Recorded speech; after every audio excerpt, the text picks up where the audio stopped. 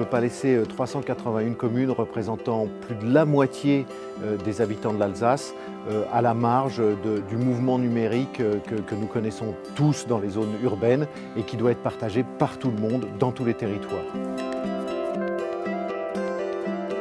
C'est le réseau d'initiatives publiques le plus grand de France. 100% des Alsaciens sont raccordés, là où l'initiative privée ne fait pas son effet. Là aussi, dans la plupart des dossiers en France, on a un déploiement qui est beaucoup plus long, sur 10 ou 15 ans.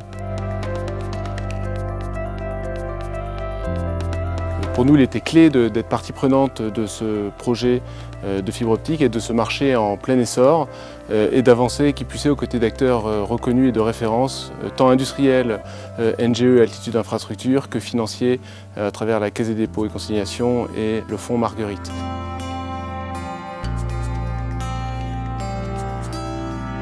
Cette autoroute d'information doit être un lien social exhaustif entre toutes les entreprises qui sont sur ce territoire. On estime que pour la partie uniquement construction, les investissements de premier établissement, il faut 200 personnes pour faire ce chantier, auquel il faut rajouter le personnel pour faire les raccordements clients, plus le personnel pour la commercialisation, plus tous les emplois qui sont liés aux usages. Un projet économique, certes, mais c'est surtout pour nous un projet humain.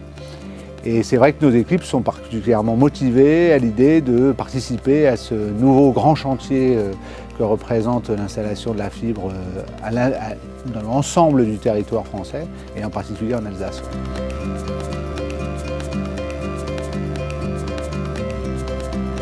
Le projet Rosas, je pense, est un très bel exemple de ce que l'on peut faire. Ça peut même peut-être servir de modèle à d'autres investissements à venir.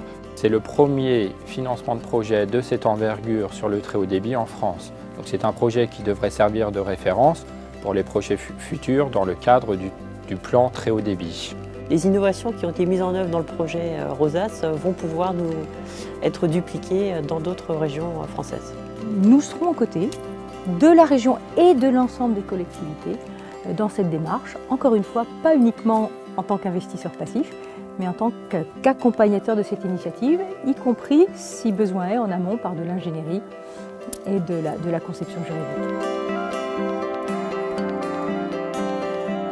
L'ambition de Vialis, c'est de passer du statut d'opérateur de Centre-Alsace en opérateur sur le réseau alsacien, c'est-à-dire de mettre à disposition, dans la tradition de nos services de proximité, tout ce qu'on sait faire en télévision, en internet, en télécom. La fibre optique est vraiment un atout de plus pour pouvoir justement rendre l'Alsace attractive. Et je dirais que c'est même un élément essentiel de l'attractivité. Sans cette composante-là, l'entreprise aura des difficultés à se développer, ça c'est clair. Toutes les entreprises qui vont figurer sur le territoire desservi par Rosas pourront avoir accès à des services en mode hébergé, donc des services au mode de facturation et de production externalisés, qui est l'avenir du système d'information, dans les meilleures conditions de performance et de prix.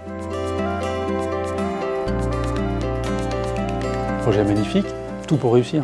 Continuité dans l'engagement politique, modèle concessif sur un territoire, il faut bien le reconnaître, qui est quand même à part. Nous, on le pousse, on le soutient, d'abord parce qu'il y a une vraie expertise aujourd'hui avec l'ancien Conseil régional d'Alsace, et puis parce qu'on est convaincu que si on s'articule bien avec les projets locaux qui sont déjà en cours et avec les équipes qui sont déjà locales dans chaque département qui sont en cours, on est persuadé que ça va accélérer ces déploiements dans les prochaines années.